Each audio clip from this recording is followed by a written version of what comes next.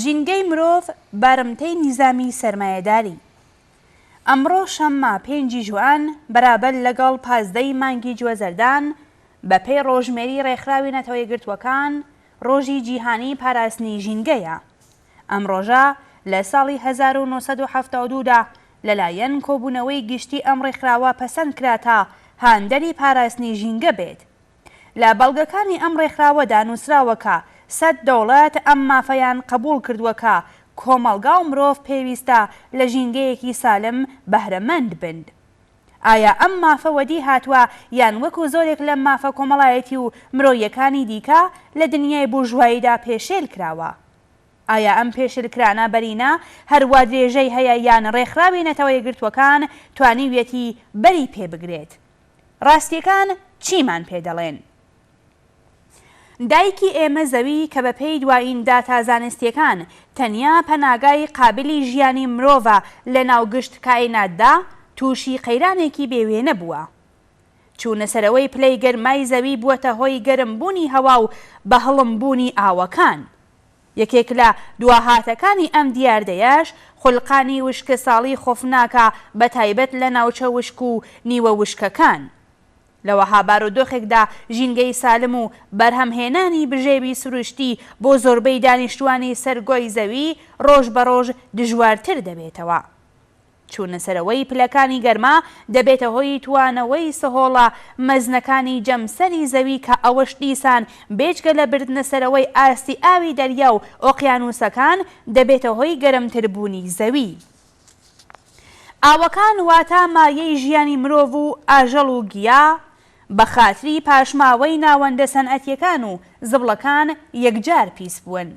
ئەم پیسبوونە بە تایبەت لەگەڵ تێککردنی کێوی پلاستیک لە ناو دەریا و ئۆقیانوسەکان ژیانی ملیاردها بوونەوەری دەریایی خستوەتە مەترسیەوە و بارودۆخی لە ناوچوونی بەشێکی زۆریانی خوڵقاندووە. بەپێی لێکۆڵینەوەیەک کە لە نێوەڕاستەکانی مانگی مەی 2021دا بڵاوکراوەتەوە، 20 کۆمپانی نیوەی زبڵە پلاستیکیە یەکبار مەسرەفەکان بەرهەم دێنن کە ڕەوانەی دەریا و ئۆقیانوسەکان دەکرێن.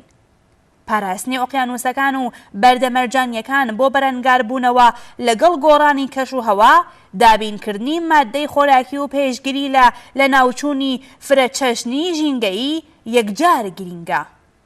بەڵام کردەوەی سیستمی دەسەڵاتدار بەسەر جیهان بە پێچەوانەیە. گەرمبوونی زەوی و کەمبوونی باران و لە ناوبردنی دارستانەکان بووەتە هۆی وشکبوونی چۆما و تاڵا و دەریاچەکان. لە ناوبردنی دارستانەکان هەروەها خوڵقانی بیابانە بەرینەکانیشی لێکەوتوەتەوە. دارستانەکانی ئامازۆن کە گەورەترین دارستانەکانی بارانی جیهان و بەستیەکانی زەوی ناوبانگیان دەرکردووە، بە خاتری سیاسەتی دەوڵەتی پارێزەری سەرمایە لە بەرزیل و ئاگرکەوتنەوەی بە ئەنقەست و بڕینی دارەکان لە ئاستی بەریندا ڕۆژ بە ڕۆژ لێیان کەم دەبێتەوە. دەرهێنانی لە ڕادەبەدەری مادە مەعدەنیەکان لەلایەن کۆمپانیاکانەوە، بەرهەمهێنانی بەرین و داسەپاندنی بەکارهێنانی ناپێویست بەسەر دانیشتوانی بەشێک لە جوگرافیای جیهان و فڕێدانی کێوێک لەو کاڵایانەی کە ساڵانێکی تریش بەکاردێن و بەکەڵکن لەگەڵ گشت ئەو فاکتەرانەی کە باسییان لێکرا، کارەساتی ژینگەیان لە ئاستی جیهاندا پەرە پێداوە. ئەم بابەتە نەتەنیا ژیانی مرۆڤ بەڵکو ژیانی ملیاردها بوونەوەری دیکەشی خستوەتە مەترسیەوە. ئەوانەی کە توانای مانەوەیان نەبووە لە ناوچوون و باقیەکەشیان بەرەو ڕووی گەلێک کێشەی ژینگەیی بوونەتەوە. لێکۆڵینەوەکانی چەند ساڵی ڕابردوو نیشانیان داوە کە گوشاری لە ڕادەبەدەری سەرژینگە میکرۆئۆرگانیسمەکانی لەگەڵ مەترسی لە ناوچوون بەرەو ڕوو کردوەتەوە. ئەوانیش بۆ درێژەی ژیانیان دەستیان کردووە بە گۆڕان و لە ئاستێکی بەریندا هێرشیان کردوتە سەر مرۆڤ کە ڤیرۆسی کۆڕۆنا دوایین نمونەیەتی. هۆکاری سەرەکی ئەم بارودۆخە خاوەنانی کۆمپانیە زەبەلاحەکان، دەوڵەتانی خزمەتکاریان، شەڕەنگیزان و ئەرتەشەکانی جیهانن. هەر بۆیە هەموو ڕێکەوتنەکانی وەک ڕێکەوتنی پاریس کە لەلایەن دەوڵەتە بورژواییەکانەوە واژۆ کراوە و بەڵێنی هێنانە خوارەی گازە گوڵخانەیەکان و گەرمبوونی جیهانیان داوە، لە ژێرپێی کێبەرکەی زاتی سەرمایەدا لەت دەبن و وەلا دەنرێن. ڕاستە تۆنداژوەکانی وەک کۆماری ئیسلامیش لە زومرەی هۆکارە سەرەکیەکانی لە ناوبردنی ژینگەن. کارەساتی ژینگە لە ئێرانی ژێر دەسەڵاتی ڕژیمی ئیسلامی بابەتێکی بەناوبانگە. پرۆژەی ڕژیم بۆ خودکەفایی کەشاوەرزی ئاکامی مەترسیدار و قەرەبوونەکراوەی بۆ ئاوەکانی ئێران لێکۆتوەتەوە. کشت و کاڵ بە شێوەی نازانستی بووەتە هۆی ئەوەی کە بە شێوەی مامناوەند ئاستی ئاوەکانی ژێر ئەرز دەمی تر بڕۆنە خوارتر و زۆربەی دەریاچەکانی ئێران یان وشک بن و یان بەرە وشک بوون بچن.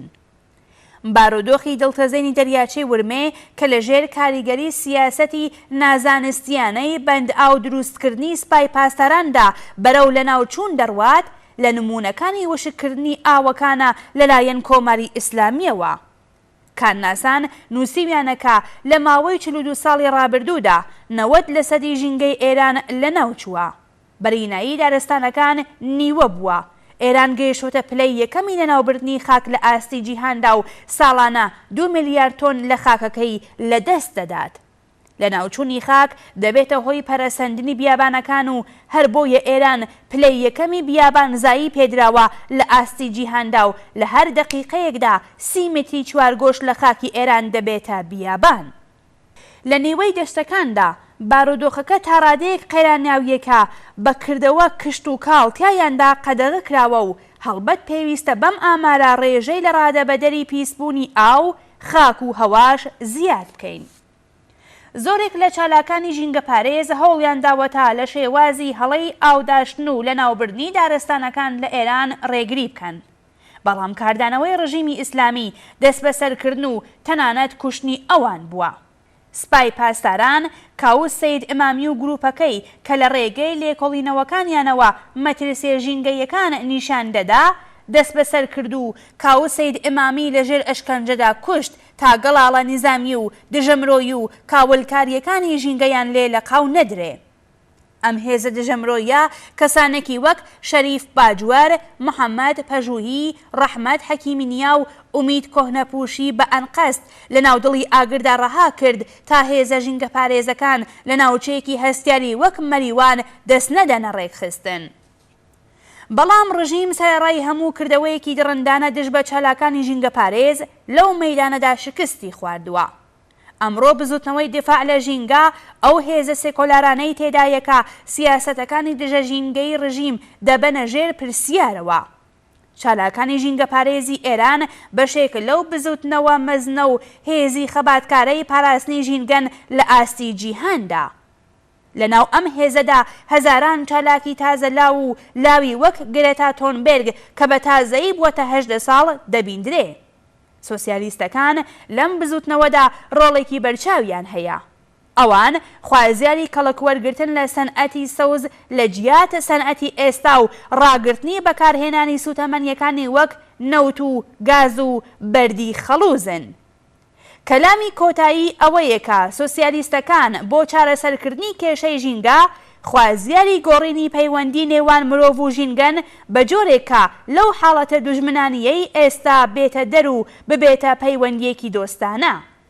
بێگومان ئەوەش وەدی نایێ مەگەر ئەوەی کە نیزامێکی سۆسیالیستیدا بمەزرێت کە تێدا قازانج پەرستی سەرمایەداران هاندەری بەرهەمهێنان نەبێت.